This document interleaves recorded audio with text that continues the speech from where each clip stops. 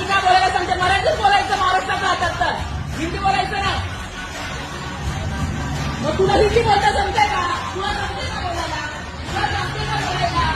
तर मी काय सांगितलं की नाही जमत तर मराठी बोलू शकता. एवढे 2 शब्द बोलले मी.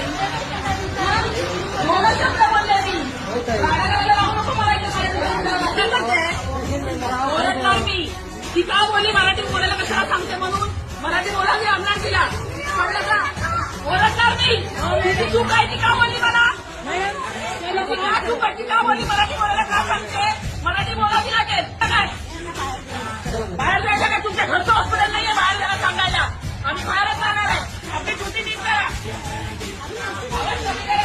तिच्याशी मी बोलते ना, तिला बोलायची गरज काय होती म्हणे?